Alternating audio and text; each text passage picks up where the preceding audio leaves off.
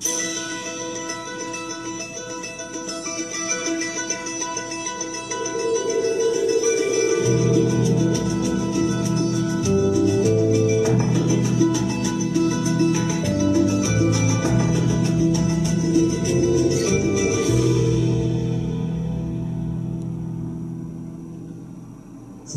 is definitely an attack. It will affect your child rearing. It will affect your education system. This is instructions for the teacher in the classroom to ask her or his students, how do people express their sexual feelings? What is abstinence? And here are some answers. Oral sex, masturbation, anal sex, massage, holding hands, touching each other's genitals, saying, I like you. And what they're doing is equating all these things. Saying, I like you is equal to anal sex. It is pornography. Men, especially on the House floor, did not want to look at. We couldn't show this on the television news, but yet we want our 4th grade children to be looking at this book. In the name of sexuality education, children are seeing obscene materials that have been ruled by Congress and by the Supreme Court impossible to show to children. An online CSE program for African youth called The World Starts With Me tells children that sexuality includes oral sex and masturbation. It then tells them it's their own choice if they want to lose their virginity. It shows children pictures of naked girls and boys in various stages of development, and then asks them to point out differences in their private parts. Parents likely will never know, as it is all done online away from home. They have elementary students as young as 9 years old. Then they teach them how to wear a condom. And they have this plastic genitalia, and they even have young girls. They're teaching them how to put a condom on a male genitalia and boys how to put a condom on a woman genitalia without the knowledge and consent of the parents. They're giving them handouts, negotiating sexual encounters with other students. For example, there are statements like this: can I take your shirt off? It makes me hot when you touch me. Here, is it okay if I take my pants off? Where we in Latin America, we still have a lot of poverty. We have communities that don't have fresh water, that don't have electricity. Focus is completely shifted from basic needs. They get comprehensive sexual education without the consent of parents, taking and deconstructing the family. My brother Luigi and I had an opportunity to go to the United Nations and give a speech on the UN floor. I told them how Planned Parenthood was passing out a booklet for HIV-positive youth at the United Nations called Healthy, Happy, and Hot. This is for the kids who have AIDS. It teaches about sexual pleasure through masturbation with same-sex partners and even if you are drunk. This pamphlet called Healthy, Happy, and Hot tells young people that you have the right not to disclose your HIV status to a sexual partner if you're not comfortable. It also tells young people that are HIV positive that if they decide with their partner not to wear a condom, that's their decision. The World Health Organization standards for sexuality education in Europe actually suggest that children ages 0 to 4 should be given information about masturbation and given the right to explore their gender identity. For ages 4 to 6, children should be taught about same-sex relationships and respect for different norms regarding sexuality. The interests of organizations like UNFPA and IPPF is to get parents out of the picture and to radicalize and sexualize children. UNFPA has tried to convince my country to change our positions on issues such as reproductive rights and comprehensive sexuality education. Madam Chair, does the UNFPA think it can do this because Nauru is the smallest member state of the United Nations? The Nigerian government was actually told by the Western countries that if they do not give in, that they will be denied foreign aid.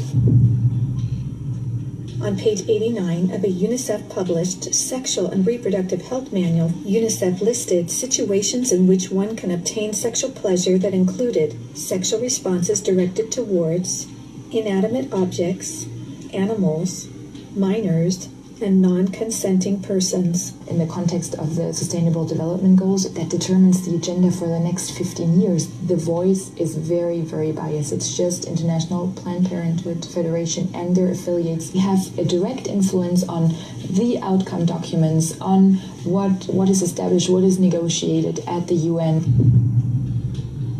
Some of the objectives of the UNESCO Sexuality Education Guidelines include teaching children at age 9 about sexual stimulation and the definition and function of orgasm, and at age 15, that both men and women can receive sexual pleasure with a partner of the same or opposite sex.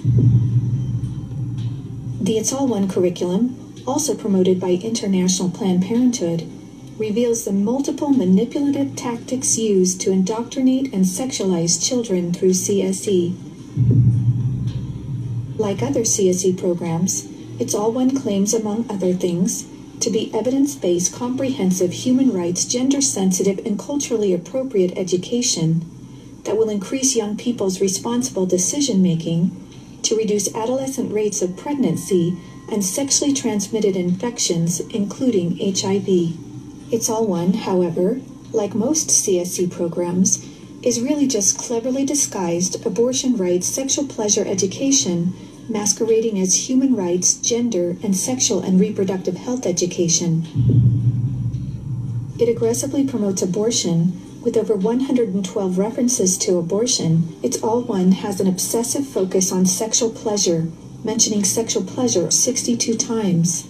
It promotes multiple sex acts and instructs children on how to stimulate themselves or their partner to orgasm. To explore their readiness, children fill out a worksheet that infers children are ready to have sex when you are feeling sexually attracted to the other person, and when you're feeling comfortable about telling the other person what feels good sexually.